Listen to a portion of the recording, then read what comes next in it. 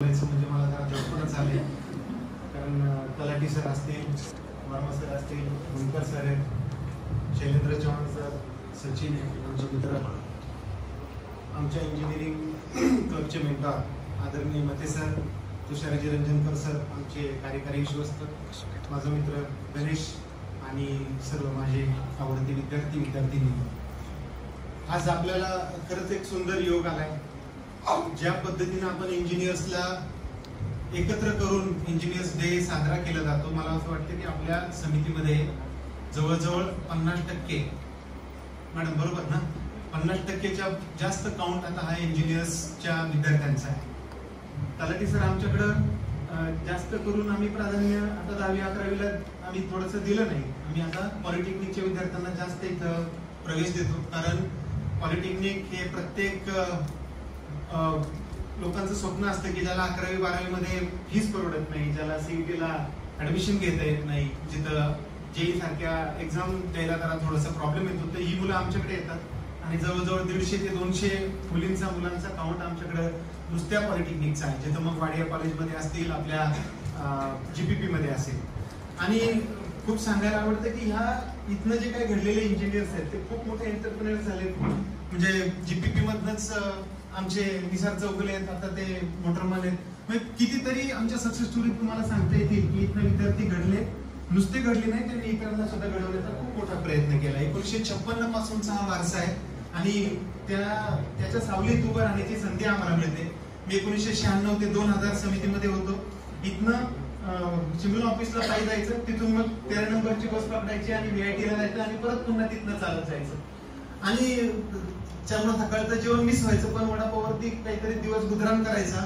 आणि हे सगळं करत असताना आता असं वाटतं की एका कंपनीचा मी कंट्री हेड झालो, नंतर 2 वर्षापूर्वी केवळ ह्या समितीने प्रेरणा दिली आणि मनात विचार आला की आपल्याला काय करता येईल, आपल्यासाठी जगायचं, किती वर्ष जगायचं, मग आपलीच गाडी, आपलीच माडी, आपल्याच बायकोची गोलगोल साडी, इथपर्यंत काय राहायचं. आपण व्हर्टिकली वाढण्यापेक्षा आपण थोडंसं हॉरिझॉन्टली विचार करू.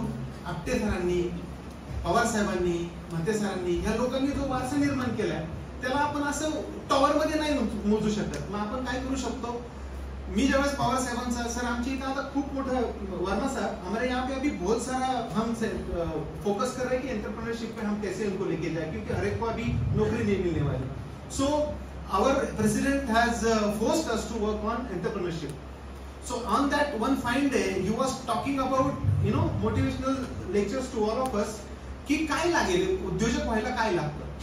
उद्योजक व्हायला पैसे लागत नाही, उद्योजक व्हायला फार मोठं काही एक्सपिरियन्स लागत नाही. उद्योजक व्हायला काय लागते, ह्या काळजामध्ये आग लागते. आणि ती आग असेल ना तर ती तुम्हाला शांत बसू देणार नाही. जोपर्यंत एखाद्या गोष्टीचा तुम्ही ध्यास घेत नाही आणि जोपर्यंत तुमचा गोल तुम्हाला दिसत नाही, तोपर्यंत तुमचा रोल तुम्हाला समजत नाही.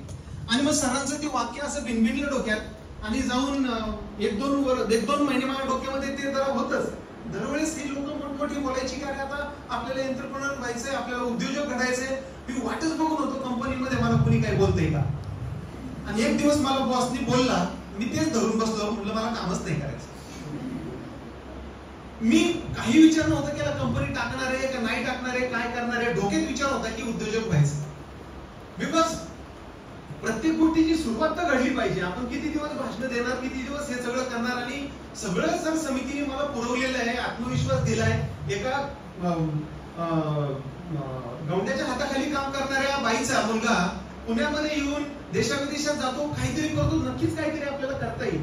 आणि केवळ हे श्रेय समितीला जातं. मी 15 मार्च 2022 साली असंच काहीतरी राजीनामा दिला आणि एक तलाठी साहेब माझा 28 मार्च 2022 ला माझं जीएसटीचं सर्टिफिकेट पण रेडी होतं. आणि मी ती कंपनी टाकली आणि बरोबर 1 वर्षांनी माझा टर्नओव्हर 1.25 कोटी झाला.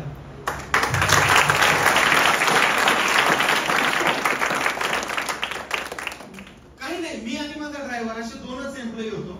इथेच ईशान हॉटेल आहे, तिथं माझ्या मित्राचं एक पडकी, म्हणजे त्याला डिमोलेशन करायचं होतं. त्यांनी सांगितलं की आता तू इथं काहीतरी करू शकतो.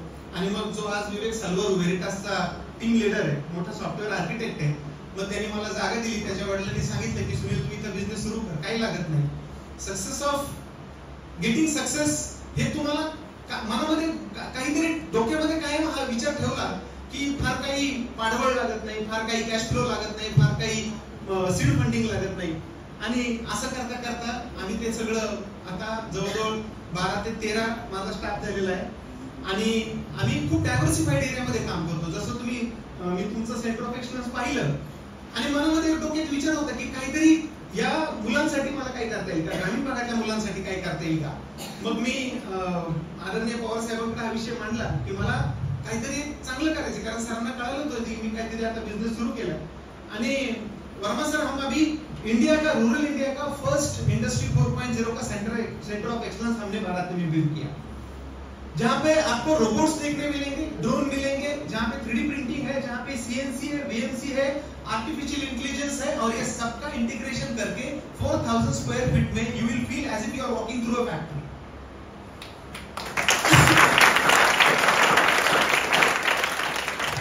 So one fine day, now we are shifting into artificial intelligence also. Industry 4.0 चा कन्सेप्ट ज्यावेळेस आम्ही मांडला, इंडस्ट्री 5.0 आता आले. विद्यार्थ्यांना मला एकच सांगायचं आहे की आज इतकी तोलामोलाची माणसं मिळाली, इतकं व्यासपीठ इतकं सुंदर बनले की डॉक्टर भूपर सरांबरोबर मी खूप चांगलं काम केलंय. त्यांच्याबरोबर मी त्यांच्या काही लॅब बिल्ड्स केल्या.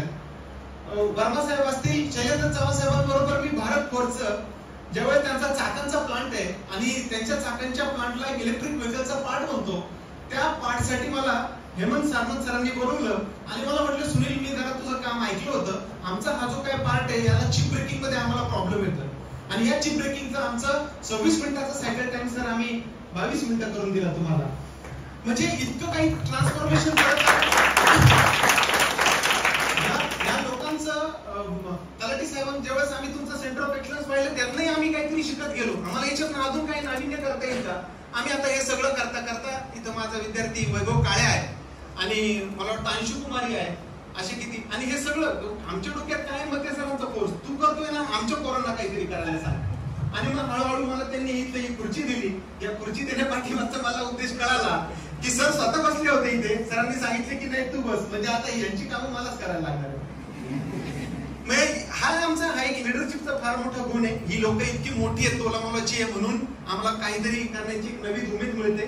आणि समाजात देण्याचं जे आमच्या कार्यकारी विश्वस्त रंजनकर सर असतील, आमचे प्रतापराव पवार अध्यक्ष असतील आणि ही सगळी ट्रस्टी मंडळी असेल, यांची साथ असल्यानंतर चुकूनही चुकीचं काही करूशी वाटणार नाही. आणि इतकं पावित्र्य घेऊन आम्ही जगतोय. आमची ही सगळी गोरगरिबाची लेकरं खूप ताकदीने इथं पुण्यामध्ये आली आणि त्यांच्या उरातमध्ये एक जे स्वप्न आहे की मला काहीतरी यश मिळवायचंय.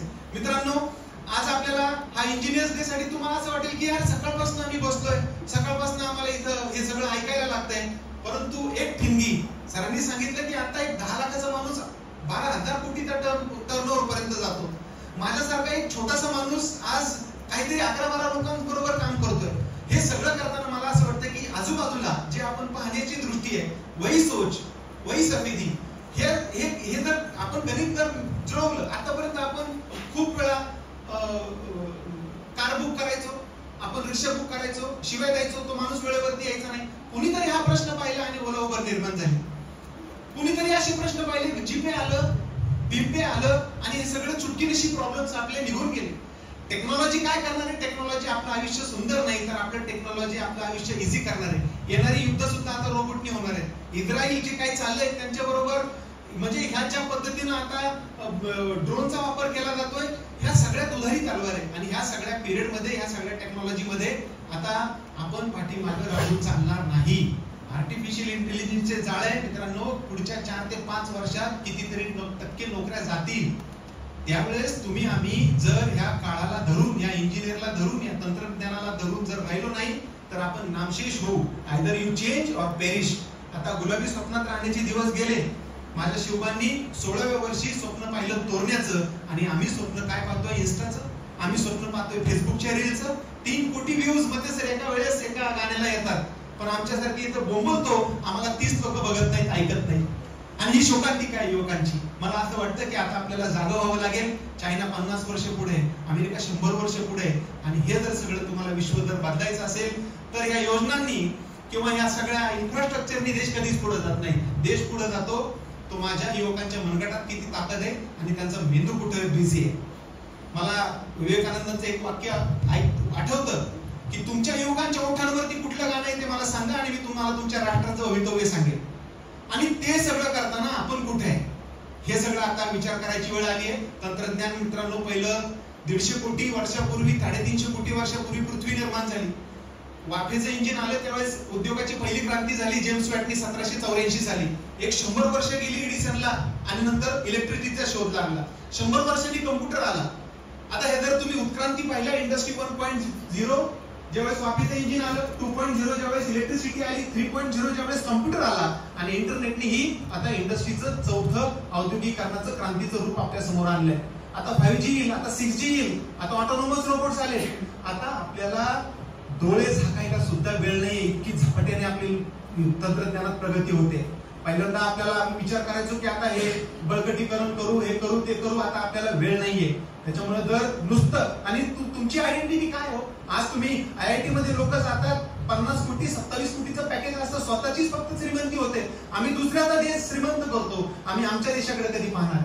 आमच्याकडे वर्ल्ड क्लास IIT आहेत, आमच्याकडे वर्ल्ड क्लास व्होकेशनल एज्युकेशन नाहीये. आमचा विद्यार्थी नुसता पास होतोय, त्याला 2 मिनिटं कुठेही काम शॉप फ्लोअर वरती करायचं नाहीये.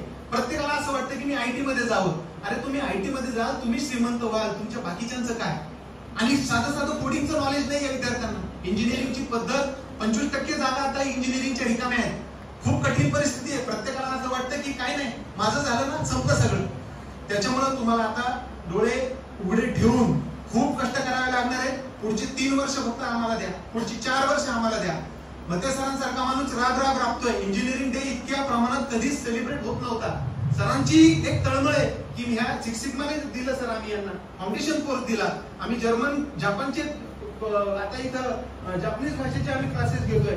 जर्मनीच्या भाषा आमचा क्लास करण्याचा निर्णय. आम्ही आता इन्क्युबेशन सेंटर काढण्याच्या मार्गावरती आहे. आम्ही आता सिम्युलेशन सेंटर काढण्याच्या मार्गावरती आहे. आम्ही आता इथं स्किल डेव्हलपमेंटचं सेंटर काढण्याच्या मार्गावरती आहोत. हे सगळं करताना आम्ही एक प्रति इंजिनिअरिंग कॉलेज आम्ही इथं तयार करणार.